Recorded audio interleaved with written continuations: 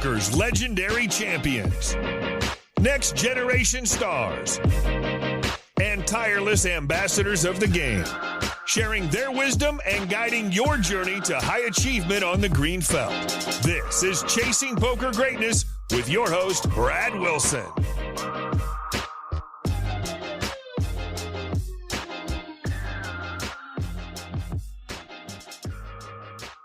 Welcome, my friend, to another episode of the Chasing Poker Greatness podcast. As always, this is your host, the founder of ChasingPokerGreatness.com, Brad Wilson. And today's guest on the show was the #1 GPI ranked female poker player in Lithuania and the UK in 2019, and is the founder of the fantastic Ladies in Poker, Daiva Byrne. Daiva loves poker. I know this may sound pretty obvious in an intro for a show called Chasing Poker Greatness, so let me explain myself. Daiva loves poker in a way that's both refreshing and mesmerizing. She made me think back to the beginning of my poker journey and conjured up all of those priceless, aspirational memories. You're about to hear her tell the story of the time she went on vacation with her husband, two strangers in a strange land who did not speak the native tongue, and how the first thing they did after unpacking was, you guessed it, find the poker room and jump right into the nightly tournament, maintaining that itch to sit down at whatever table she can so that she can play poker for the love of the game regardless of the stakes or prize pool is just how Daiva's constructed. And the fact that she does everything in her power to spread the word about the game she loves with females spread out all across the globe shows you why Daiva is such a vital asset to our community. In today's conversation, you're going to learn Daiva's poker origin story, the exact reason why Daiva is so appreciative and grateful for poker, why watching poker on TV can be extremely misleading, and much, much more. So without any further ado, I bring to you the founder of the fantastic Ladies in Poker, Daiva Byrne. Daiva, good afternoon. How are you doing? Yeah, I'm okay. Hello from rainy Manchester in England. Very pleased to be here. Thank you for having me. It's my absolute pleasure. I've been looking forward to it for about a month. You've been taking on a life project.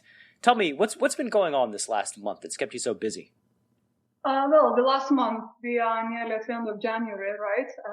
The time goes quick. Can you believe it's like 2021 and 21st of January already? It feels like New Year's was just yesterday. I will say though, 2020 did feel pretty long. It felt like I think the saying that I love is like the days are long, but the years are short. That's sort of how I feel about my life. Yeah, that's true. But I seriously don't know where's this month gone. So we moved into a new house just before Christmas, and it's been a long project happening the last 18 months, and we're still settling in. We are halfway through, loads to do, but we got the bed, we got the kitchen set up so we can cook, we can sleep, and we'll be happy, and I can focus on poker. I set it up this really nice routine for poker, which I've been following since 4th of January. After I was, just recovered after eating and drinking. So, I was listening to one podcast minimum a day. What I'm doing some studying for 1 hour, 2 hours plus a day, reading for 1 hour a day, exercising for 1 hour, which usually includes going for walks, with coffee, or doing yoga, or a little bit of meditation. And in the evenings, mainly playing a few games. But that's been the routine I've been following, and I'm really enjoying it. I feel like I'm learning a lot. I feel like I'm healthy. I'm eating healthy. I'm exercising. So I feel like really good about this year, regardless of all the sadness and negativity outside. I still feel like I'm in the right place. I'm ready to succeed. I'm ready to do well, and feel happy about myself. Yeah, that self-care is just so important, and being somebody that creates a fair amount of content and does a lot of private coaching and launches courses and writes a newsletter, I've realized over the past 6 months that my level of self-care has dropped dramatically from when my life was just take care of my mind, my body, my spirit, and play poker, right? Like it's such a streamlined process where the priority is just playing poker.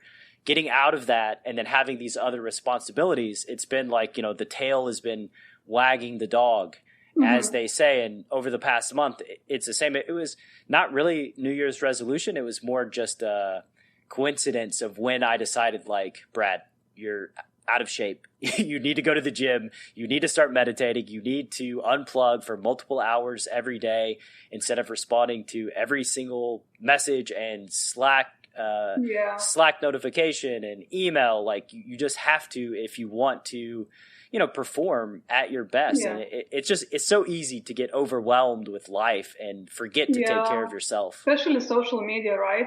But to be honest with you, I am giving 1 hour a day for social media because I run Fantastic Ladies in Focus community. Yeah. And it's I have necessary. to respond to messages. Yeah, exactly. I have to create content, I have to grow the community.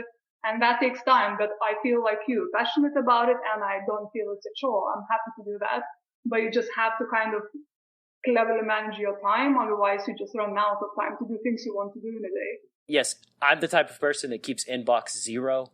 I reply to everything. I respond to every message that everybody sends me very, very quickly. And I'm like, I just have to wait. Like, just spend an hour a day on interaction, and instead of just like getting pulled back over and over and over again. Yeah. So what's your routine like these days? So I wake up in the morning. I take an hour to get out of bed. Actually, I'm not somebody that can just get up and go. I've realized that if I jump straight out of bed, I'm kind of like a zombie. I lay in bed with my wife for an hour and just kind of boot up. Then I unplug for the first 2 hours. I have my schedule already handwritten down from the night before. And then it's just daily ritual of, is today, am I going to the gym? Am I lifting? What's my cardio look like? I meditate. I read in these 2 hours of unplug time. I don't check my phone. I don't check my computer. Don't check my emails. So you kind of go with the flow. You see how you feel and what activities you want to do, or you have kind of like a list of things you want to do each day? I've got a list. Basically it's like I do push-pull legs. So I go to the gym for about an hour and either do push day, pull day, or leg day with some breaks in between. And then I'm adding in some cardio. The cardio is where I'm slipping. I'm not I'm not the biggest fan of doing a ton of cardio. But then it's oh my God, I'm going to tell you a secret. I know you asked this question from the podcast I've listened. People tell me one thing people don't know about me. Well, I've never been to the gym. You've never been to the gym. How come? Why not? I never enjoyed the exercise. I always liked, the more kind of relaxed approaches to being calm, such as yoga and meditation. And I think I'm being quite lucky in genetics. I'm, quite fit person naturally.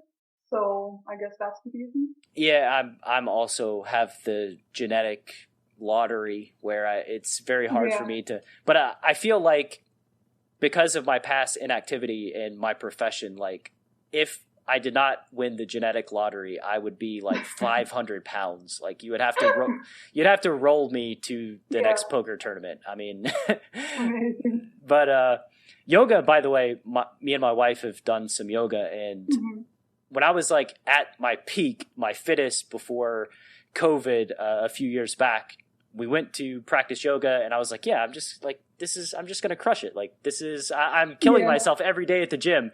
And I was sorely mistaken. It is a totally different type of exercise than going and lifting weights. It literally, like in poker, requires focus and dedication. It's only perseverance, that's what works.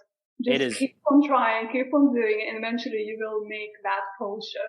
Yeah, it is really, really tough. Those humans that are very flexible and have practiced tons of yoga, I have the utmost respect and admiration for their dedication, because it is very, very, very tough. Me too. I mean, I'm only at the beginner stage, and I've been for the last year or so, just doing half an hour a day. I still feel I'm a beginner, but like every day I try to do something new, not necessarily new, or like, like stay in a certain pose for maybe, like 10 seconds longer. And that's the only thing you can do. Just do a little bit harder, a little bit longer. And that's how, you in the long run improve. Yep, you track your progression and just try to do a little bit more every single time. Yeah.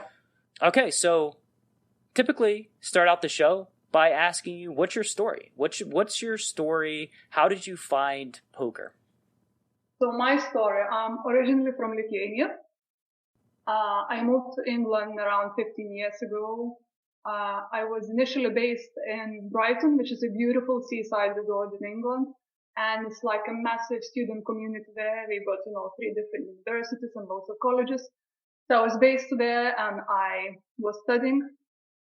So I graduated in 2007 with a degree in business management. So whilst I was a student and I was dating my husband to be at the time, he was a professional poker player, and he kind of introduced me to poker and taught me how to play, and that's how poker came into my life.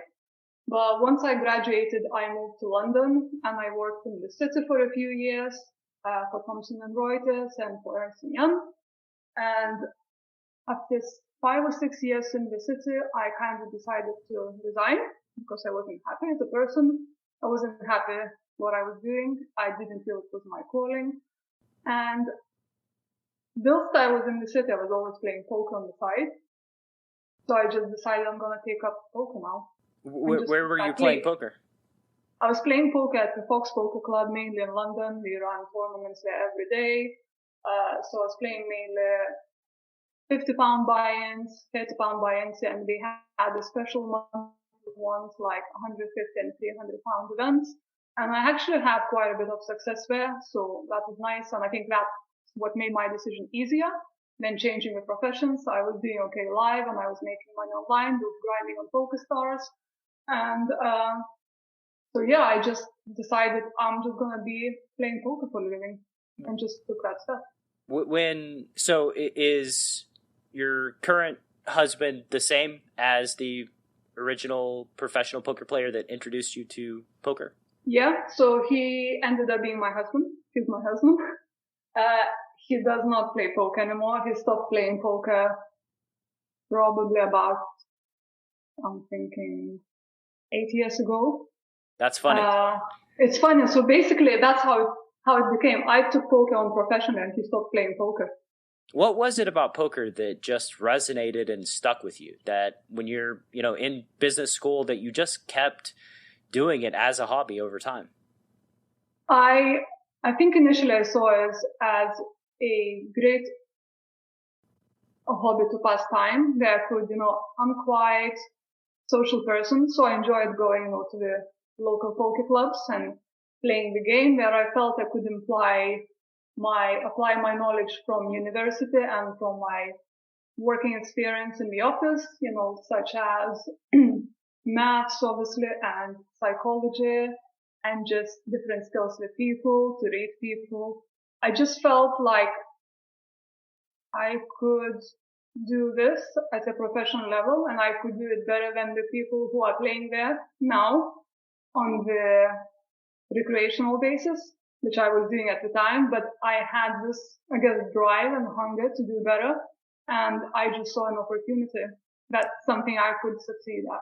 What your husband think is like you make the decision to go pro and kind of quit your job, and then he's kind of leaving poker. What did that look like? Well, it was kind of like I had the time in preparation for the quitting the job, so I was saving money for the bankroll on the side.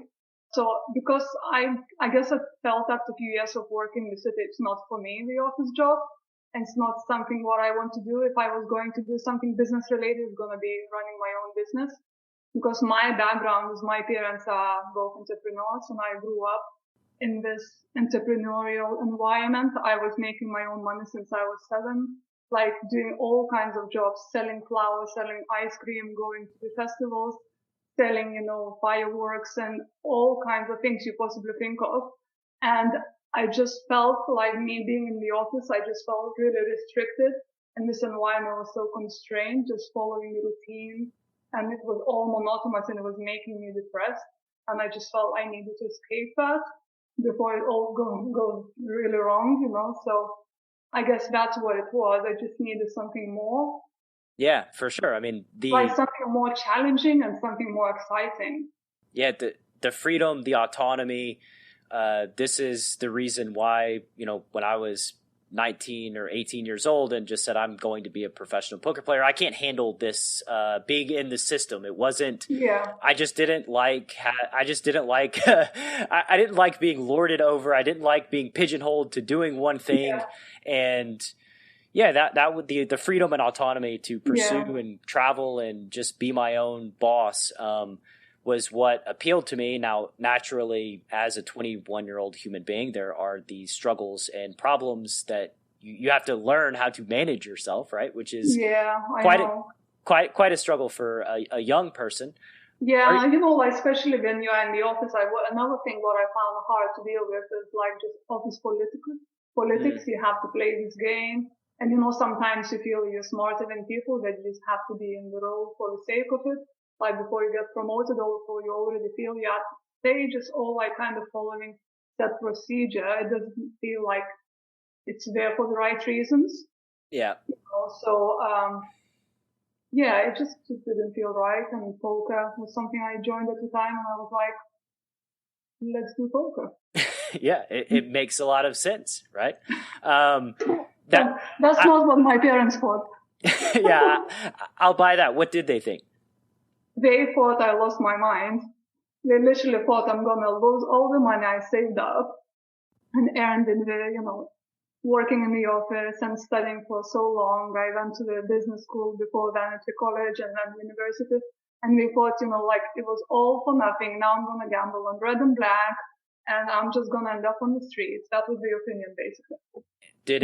Has that softened? Sorry? I said, has that softened over the years? Yes, because then I showed them the other side of the story. It was a good argument. I said, like, look, if I still worked in the office and I was depressed and unhappy, would that make you happy? They said, no. If I worked in the office and I couldn't come back to Lithuania and visit you every 3 months and stay in Lithuania for as long as I want, sometimes it was 1 week, sometimes 6 weeks, I wouldn't have that chance to do. I wouldn't have this opportunity to be so flexible with my time. I get 2-4 weeks a year for holiday and I couldn't be at home, all the time. And they said, yeah, that's a good point. We would not be happy not to see you, on a regular basis. I said, okay. So, like you just have to see that from perspective of my happiness. If I'm happy, you should be happy as well, regardless of what I do. So even though they had some skepticism, you had their blessing to begin playing poker. Were you successful straight away? Like, what was the beginning of being a pro? How did that look? So I was playing mainly live events in London. We got quite a few different casinos. There's like some good choices there. So obviously we got the poker room, the Vic on the Edgware Road, which is one of the biggest poker rooms in the UK. And then we have Fox Poker Club, and we've got Hippodrome, which is Poker Stars casino. And so I played all around different events and I had some success at the live events. I played online as well and had some good scores there, like 11K and 15K. And that was, like enough to make a living for a year or so. It wasn't huge money and probably not as much as I would have earned working in the city, but I was free and I was happy and I was, like you said, my own boss. I was managing my own time and doing something I really love. So and I played poker professionally for a few years before I got approached by Genting casino manager. So that poker club I used to go and play in London a lot, well, a few times a week, like 3-4 times a week. They saw my success there and, like that, I guess I'm always happy and, good with people. And they just approached me asking if I wanted to be an ambassador for them. And so I did that for a couple of years, which was very helpful after a couple of years of playing poker for a living. So, it was like some extra security for me and, like give me some more freedom with my bankroll and playing higher buy-in events. And yeah, and I just continued playing poker and enjoying it and traveling a little bit more around UK because again he was organizing events in different cities of the UK, so that was nice as well. So I got to meet this poker community and build some friendships and, like understand poker a little bit more and, like analyze the game in a different perspective, from professional poker players' perspective. And, so yeah, that kind of developed, like with the time. Yeah, the supplementary income of being an ambassador is kind of huge, right? Like, I know just starting out, it's very scary. It's a very scary world where we kind of fixate on the worst case scenarios that could happen, and that kind of keeps us up at night, especially when your pursuit is as variance heavy as poker can be. Well, yeah, it's very volatile, right? It's so inconsistent. The income, you might not make anything for 6 months, and then you make enough money to pay for the next 6 months. Right, exactly. It's especially the multi-table tournament lifestyle too. That's even more volatile than the route of the cash game player. But, coming back to that decision, like you said, it's so risky and so stressful. But I never felt that. I just kind of felt like I don't want to be in the position what I'm doing now. That's not for me. And I feel I'm enjoying poker now, so I'll take it up because that's what makes me happy. And I guess for me, my only goal in life is to be happy and for my loved ones to be happy and healthy, but nothing else matters really. Yeah, I mean, when you boil it down to priorities, that is the only thing that matters. It's we can't one day have a goal to be happy and fulfilled and just fill our lives with toiling and working and unhappiness, right? Like we are living life every single day. Yeah. And So I now understand people, sometimes I talk to my friends who are in jobs and they tell me how, they had this horrible day, they hate their boss, and they just felt so depressed today, they just called in sick. And I'm thinking, but why are you doing this? Like, why are you not just changing the jobs? Why not doing something that appeals to you or something you'll be fulfilled, like you say? So I don't understand that. That to me is just like a different language. Like if you're not happy about something, change it. Yeah, and you don't even have to always change jobs or occupations. It can be working on your own perspective of the situation and just trying to view it from a different lens. If a listener doesn't have the option to change jobs, I think one of my favorite books is a book called Leadership and Self-Deception, and I would highly suggest anybody in the audience to check that out because that's interesting. I've not read that one. I like reading. Yeah, it's amazing, and basically your own lens shapes your perspective of the world and your occupation and your job. And like, if you're not in a place to quit, trying to upgrade your perspective or look at things in a little bit different light can be ultimately beneficial. Yeah, but in the end of the day, it's all about making that step to make a change. Yeah. I don't understand people who complaining but doing nothing about it. Yeah, you have to do something. You got to try. You have to do something. You literally have to do something. Like you said, find some side engagement or activity that fulfills you, or change the roles, or, change totally different position within the company, or just like leave the industry altogether and start something new. Yeah. But I don't understand when you just like moan, and then 6 months later, I'm still doing the same job. But, okay. I think it's just like we tend to victimize ourselves and aren't as resourceful as we could be, because most of us have connections and most of us have opportunities to seek outside help. We just kind of don't. We're just averse to doing that, and it's just take action. If you don't like something, try to change it. Try to overcome. I think it's very interesting subject, to be honest with you. For example, it's a lot to do with people's personality and probably upbringing and psychology, because maybe it's about belief or, like not being confident enough. Maybe those people are not having family support. I don't know. There's just like must be reasons, like, which can be easily identified and dealt with.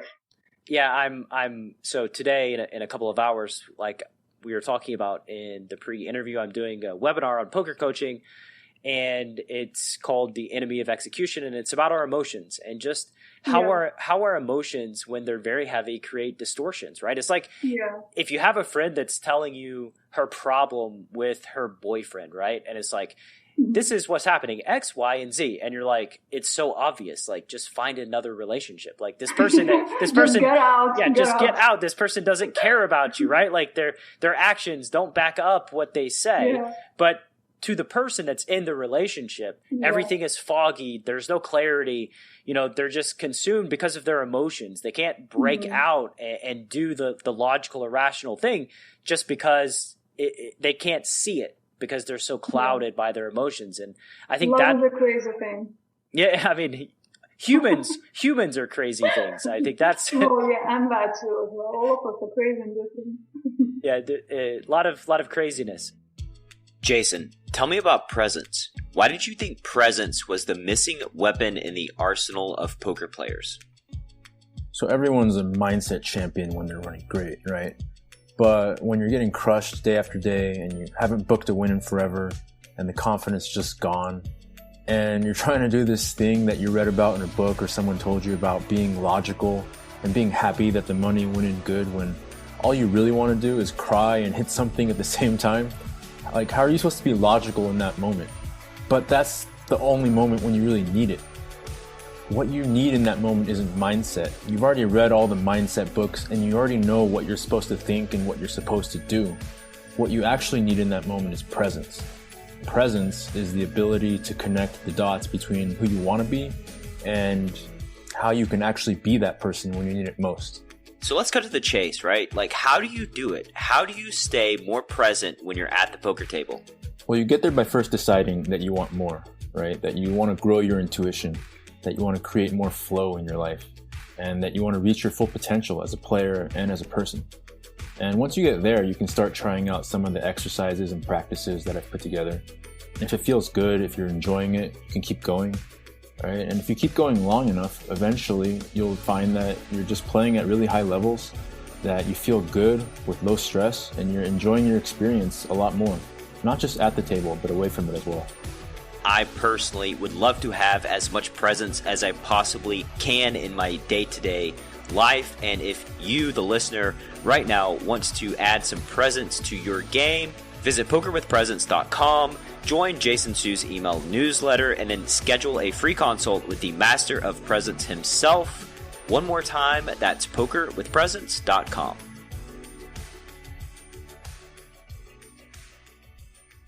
Going back to your story, your path, I know that you created the Fantastic Ladies of Poker. I don't know exactly the time frame as to when you began playing professionally and then when you started the Fantastic Ladies of Poker. Could you fill that gap? So, I started playing poker professionally in 2012, and I created the FLIP, which is abbreviation for Fantastic Ladies in Poker, in 2017.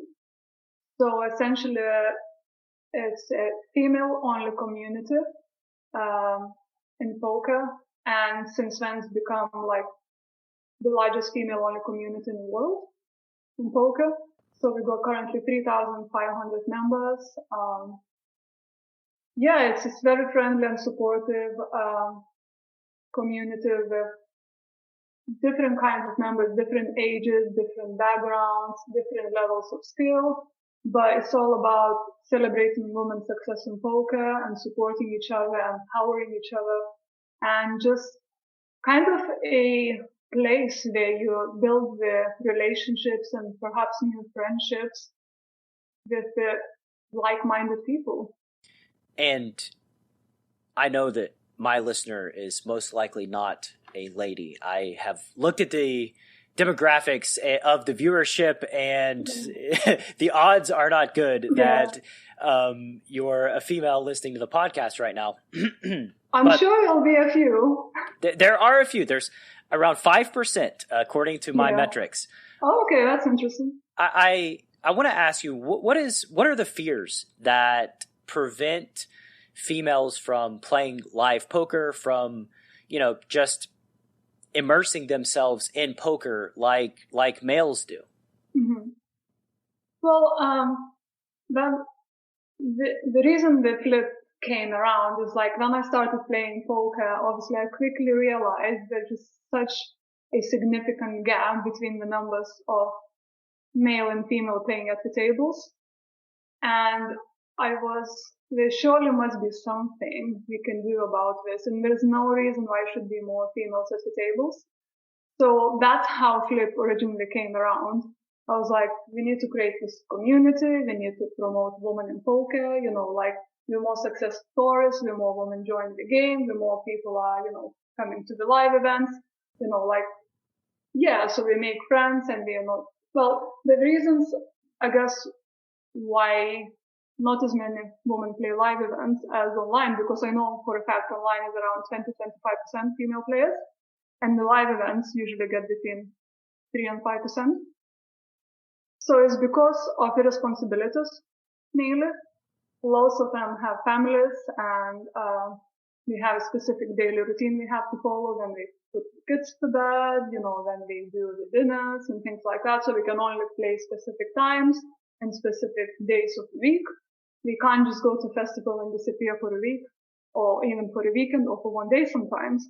Another reason is it was always widely and globally promoted as a game for men, I guess, since from the very early times, right? All the cowboys, only men, in Vegas playing poker in those dark rooms.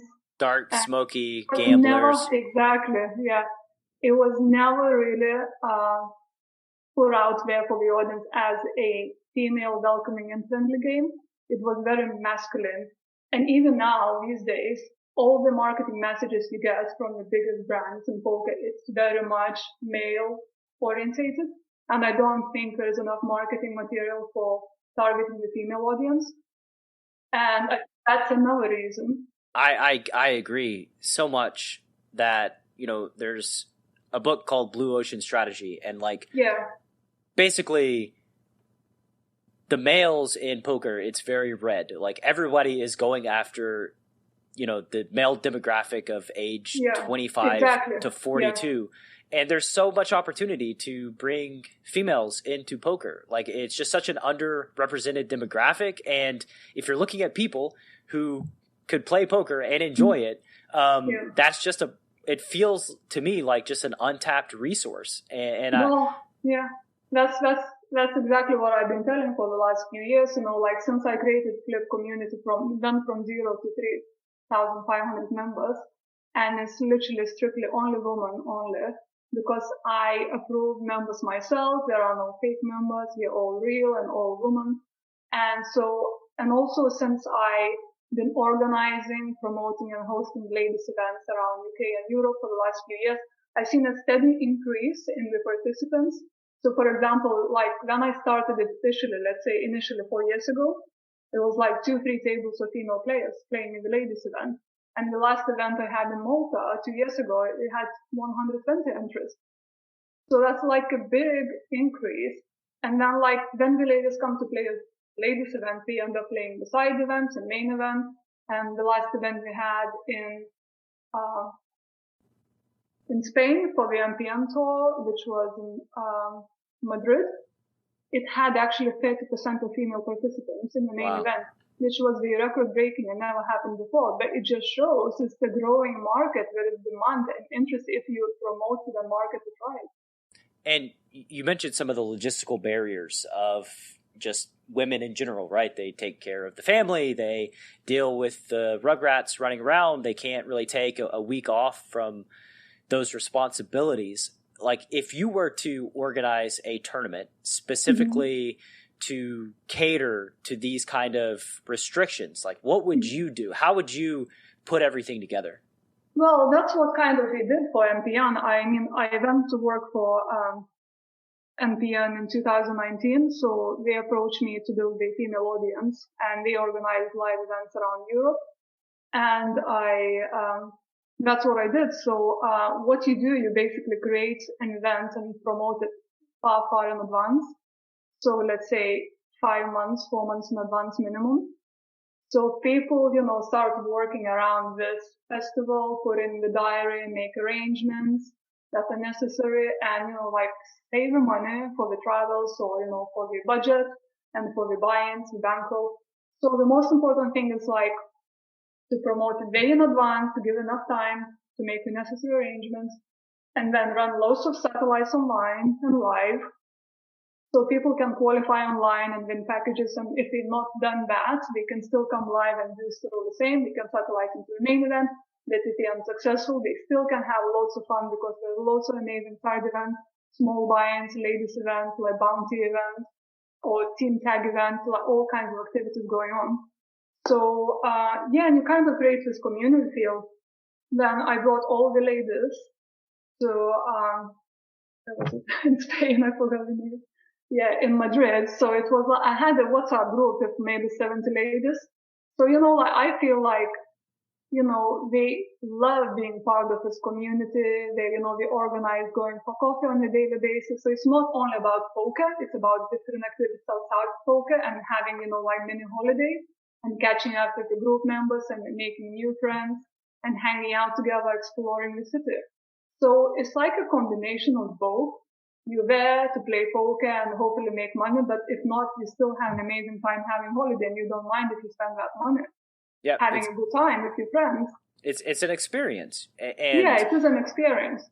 This shouldn't even be mutually exclusive to females, right? Like, I think men, if you're traveling, if you're going somewhere to play cards, meet up with people, make friends, have an experience while you're there. Like we just said, when you're living life, we ought to be happy and fulfilled and have a good time. But yeah, you're absolutely right. That experiential draw is a big part of just community, feeling welcome and part of a tribe. Yeah, some of my closest friendships actually came through the flip community. I met females there and then ended up meeting at the live events, and we are staying in touch now, and we met up for different occasions outside poker, for barbecues or, for family birthdays. And, it's amazing that something that comes out of the female community. Yeah, I have the utmost respect because I am building my own community, and I realize it is not easy it is not easy for a thing that started with just one member, yourself, to grow into 3,500 people. I mean, that is a massive accomplishment. 3 years ago. Yeah. Exactly. Yeah. One person. And you brought these people together, right? That's a massive accomplishment. And that's what makes me really happy, once when I played in Brighton, back to my hometown where I was studying, we had a live event there organized by Unibet. I was an ambassador for Unibet for a couple of years as well. And so there's a couple of ladies came to play live poker for the first time, and only because they were part of the Cliff community and they find out about this festival and game, through there. And so they came over. It was mom and daughter together. It was a weekend away together, girls' weekend away. And a mother ended up shipping the side event. And it was the most beautiful story, and it made my heart melt because she said, if not for you, Daiva, I wouldn't have been here. That's amazing. And it was for me, it's exactly what I do this. That's the reason, basically. Yeah, that's that. I mean, it's amazing accomplishment, especially knowing the demographics on the back end of building a female only community. A lot of time, a lot of hard work, a lot of energy. And I very much wish that things change moving into the future, because there's, like I said, there's just so much opportunity there to grow the industry as a whole. And I mean, poker is a beautiful game. It's sort of positioned in a weird place as being like you said, your parents aren't in love with betting your life savings on red or black, right? It's not, it doesn't have the greatest of looks from the outside, but once you get inside, it's just an amazingly beautiful game. Yeah, thank you. I guess another thing I want to add to this subject we're talking about, the ladies in poker. I think that the ladies tournaments, there are two kinds of people out there. They go oh, why there are separate ladies tournaments? Why can't they play together? And I always go, well, there is the reason, because the same reason why there are seniors only events at the WSOP. The reason why there are only students events, like running around. And people have different, demands. They want to have options and choices. And, like if there is a demand and interest, why not provide it, right? And I think it's very important to run ladies events for the upcoming new generation, for the female in poker. How do you grow poker economy or ecosystem without bringing more people into the game? And that's also through female community. And one thing that I know for sure, it's that my gender does not always make poker a very welcoming place for females, just in general. We kind of, I'll be frank, we can be pretty horrible and awful as it relates to the opposite sex, and including them in making them feel comfortable, like just basically treating them as any other normal human being that sits down at a poker table, right?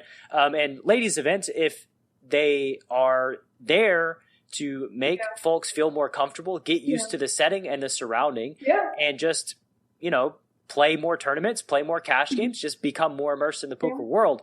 It makes no sense in the world as to why somebody would be upset about having a pure ladies tournament. Exactly. Like my sister, for example, she only plays poker sometimes online, but she's very recreational. She has a full-time job.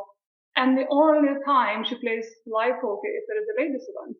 So sometimes, to my friends who have no understanding of poker and who think poker is the same like playing blackjack or, like playing baccarat. So I just tell them, like, look, like think about poker and ladies events like this. I give this an analogy.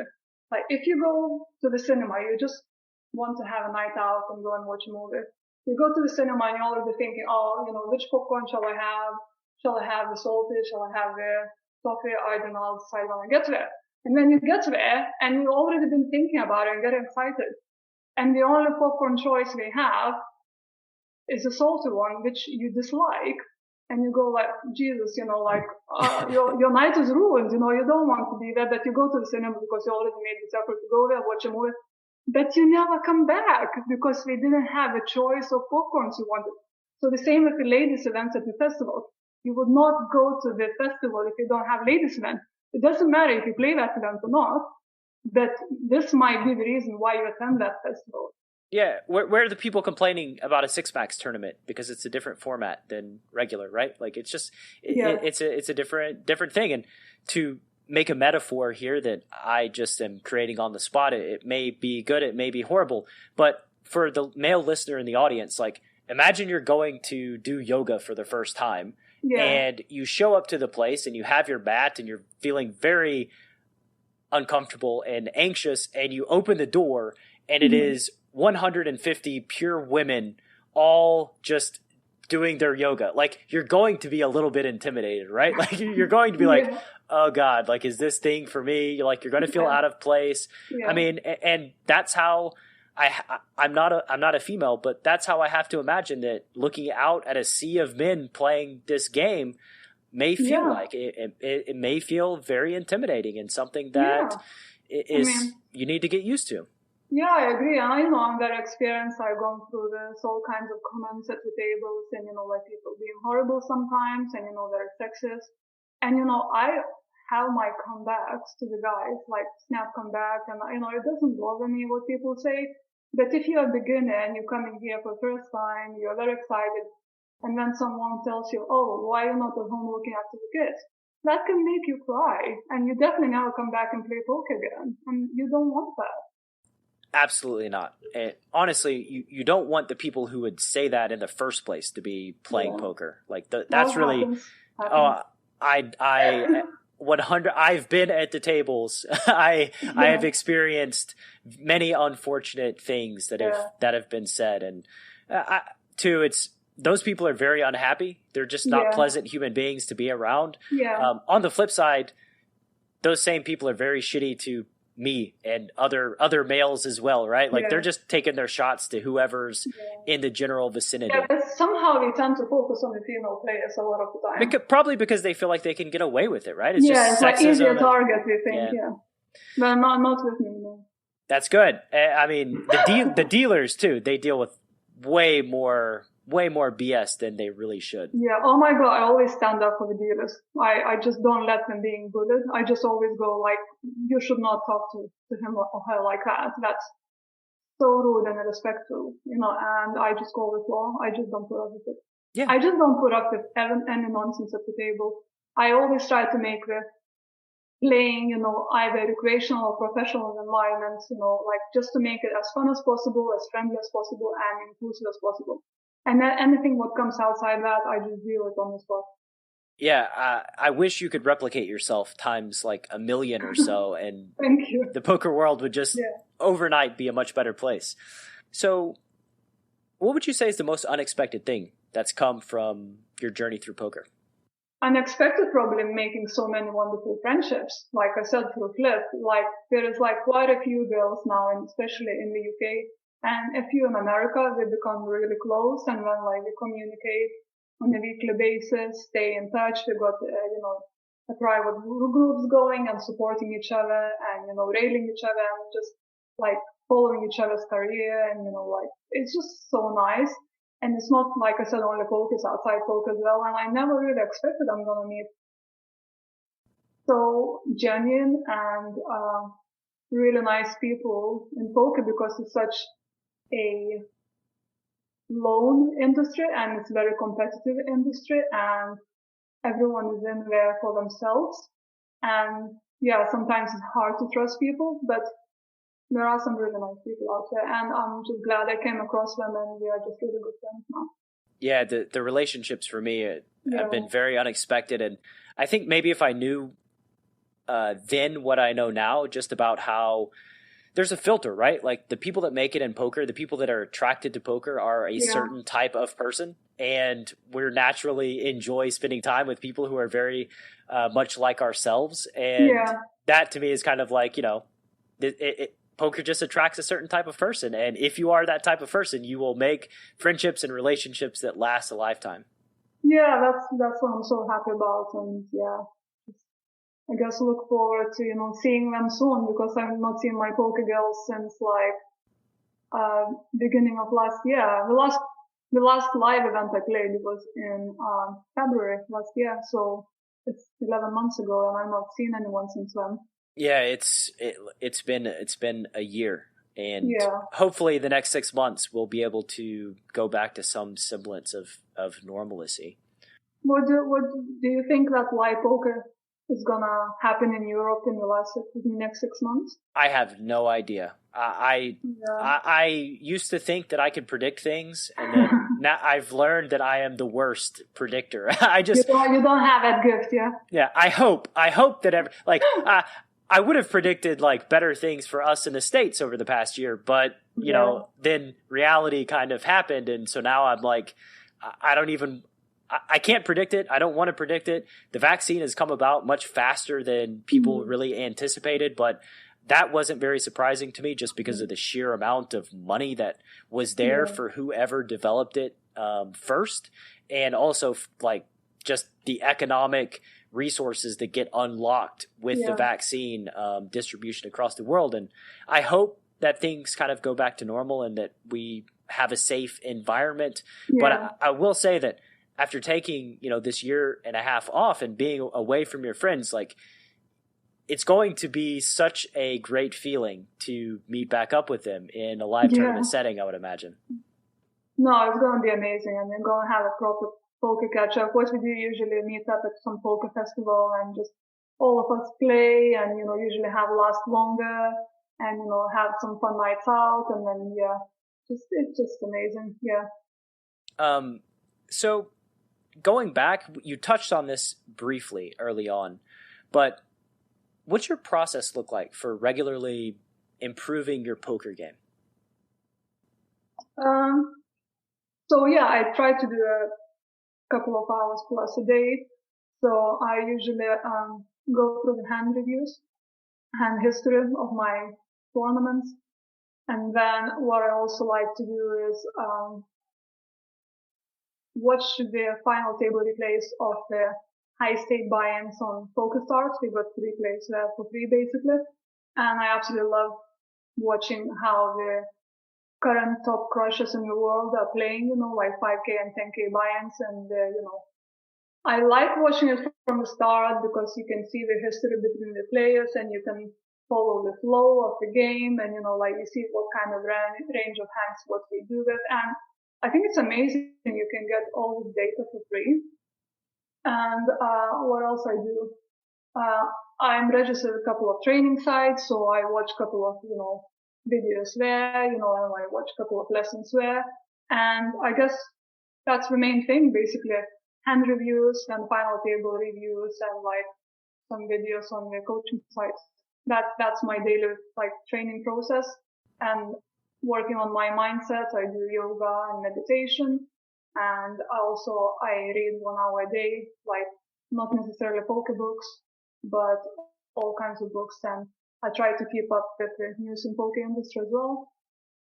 So I try to keep myself busy. I like learning. I like the feeling that, I'm not falling behind. I'm always striving to stay ahead of things, stay, present with the current affairs. Yeah, and just curious. I think this is another thing that draws people into poker.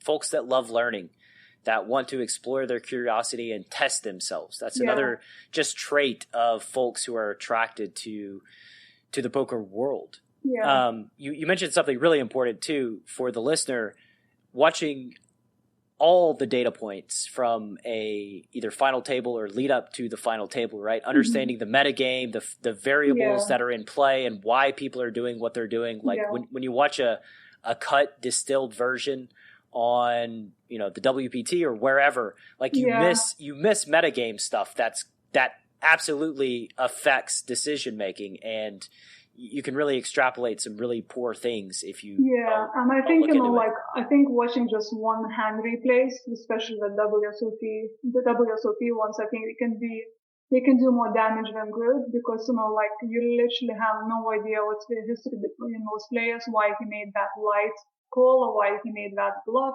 and it just gives the wrong side or perspective of poker.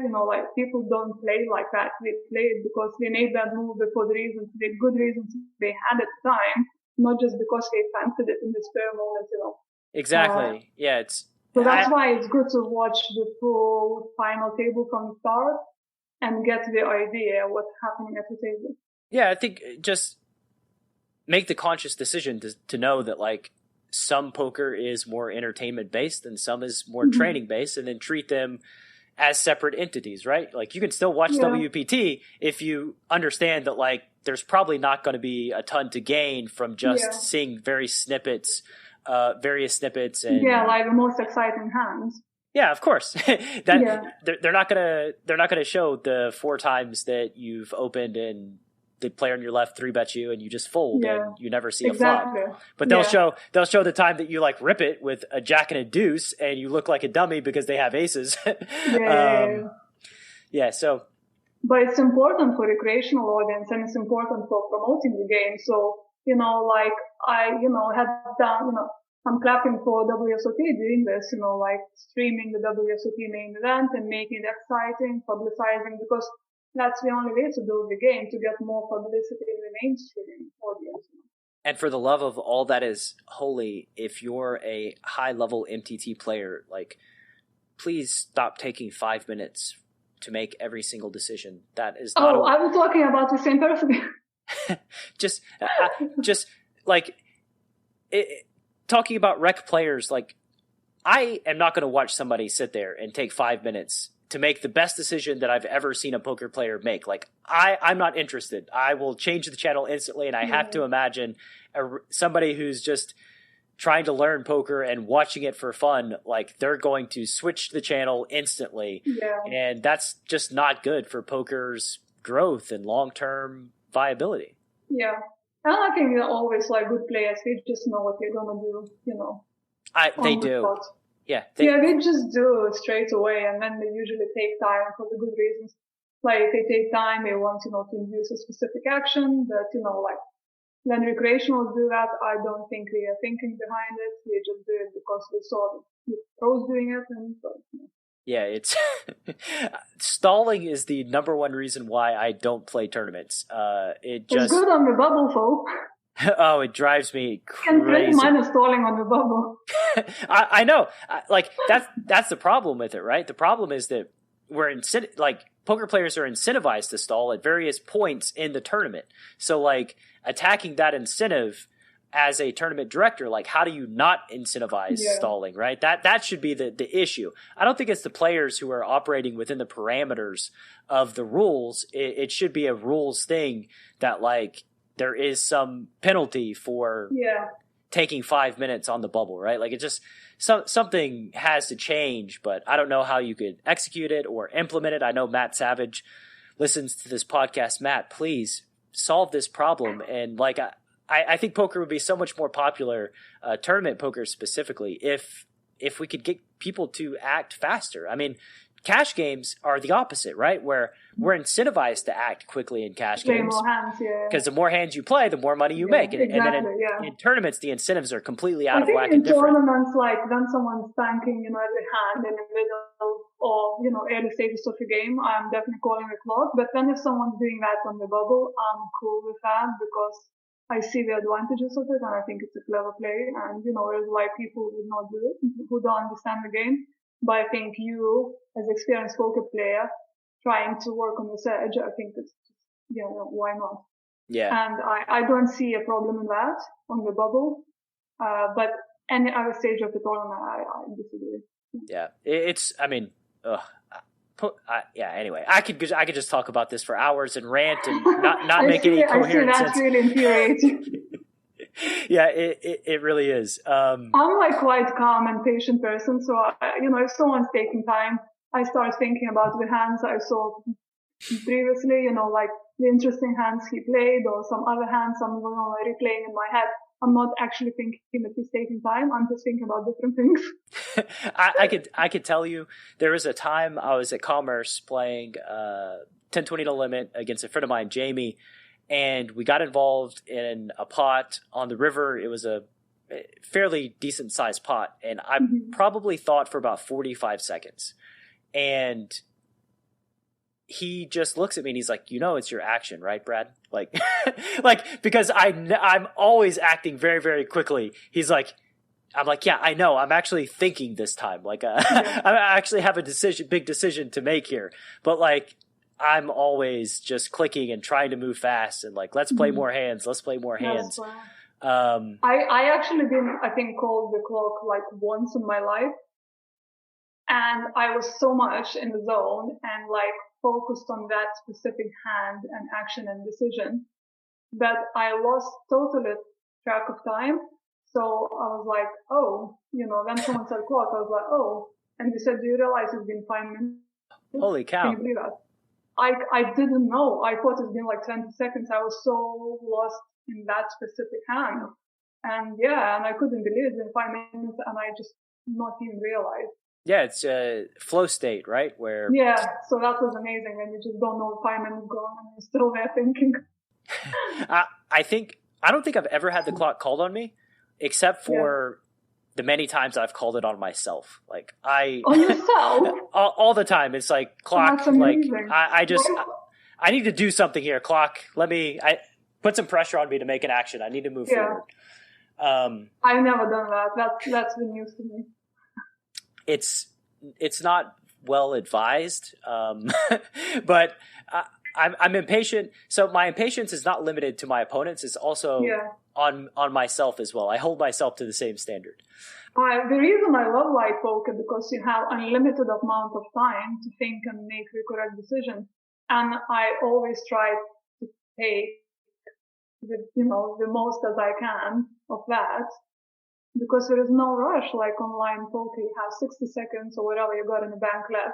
There is live poker. I feel so relaxed and I have time to think about it. I would never thought of calling clock on myself because I would take every second possible to make the correct decision. Maybe it has a lot to do with just me and all the attention and being impatient even with myself. I actually have zero problems like with people in really big spots that are complicated, taking as much time as they need. Like that is totally, exactly. It's like, that's what I'm talking about. Not like Abraham. It's like under the gun with do 7 off and you're like tanking for 5 minutes. No, it's like, that's dude, crazy. come on, do something. Look, I totally get it. You feel like being a lone wolf in your poker journey has hamstrung your ability to realize your full potential. So I'm about to give you a golden opportunity to plug into a supportive tribe that will be the poker family you've always wished you had. How much money would you give for 1 hour of interactive group coaching led by myself, Coach Thomas, and occasionally past guests of the Chasing Poker Greatness podcast? For now, and this will absolutely change at some point in the near future, the price of admission to the live Poker Power Hour is 100% free. All you got to do to get your invite is head to chasingpokergreatness.com and hop on the VIP newsletter. No more excuses, no more procrastination. It's time to take action and put yourself in position to turn your poker dreams into reality. I hope to see that beautiful face of yours in just a couple of days.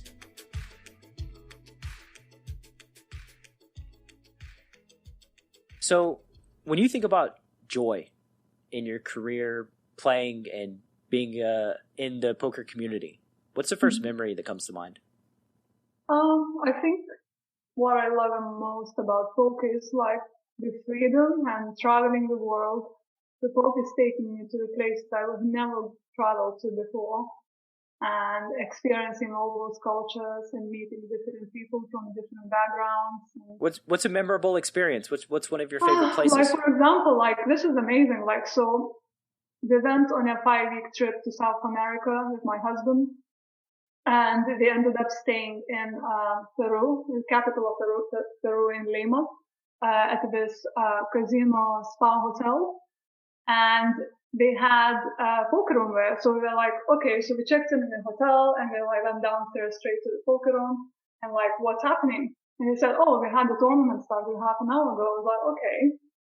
And so what's the buy-in? What's happening? We said, we got about 70 runners. It's like $50 or so. And we said, okay, so we buy in. And we said, so you can buy more chips with this amount. They were like, okay, whatever. So we sat down. So we sat down there and it's about 70 players.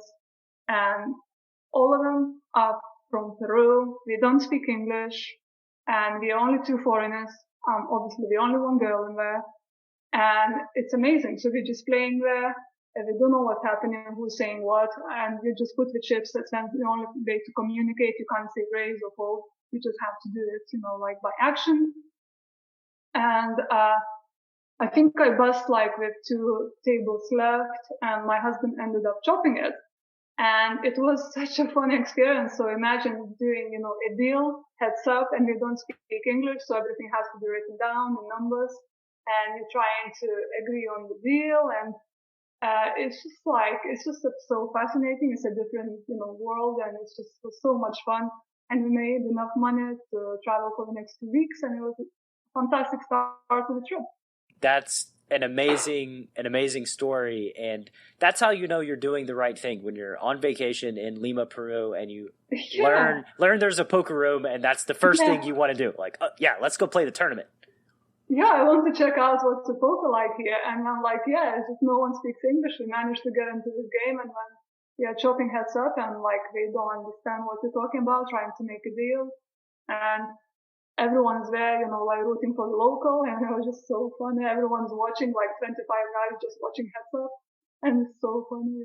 Yeah, that's an awesome experience. I haven't ever actually traveled to play poker to really?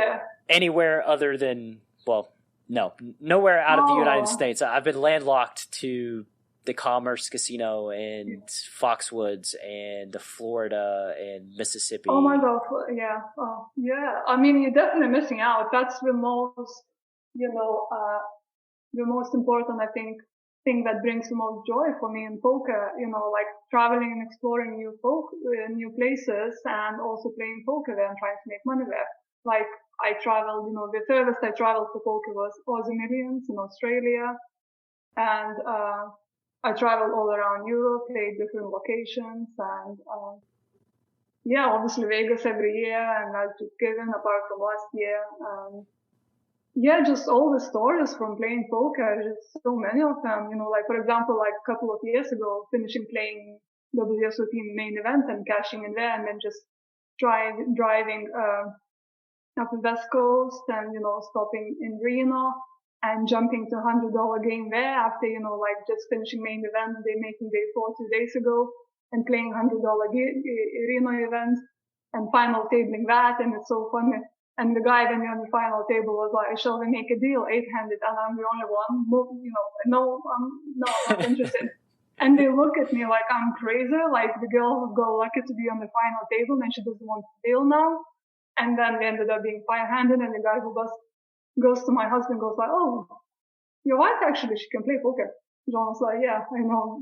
She didn't say she just played 10K buy-in, 2 days ago. And so, yeah, we ended up chopping heads up and, like with this like local lady. And yeah, it was really interesting. She's like a Flip community member now. And it's amazing someone I met just like that. And then, yeah, we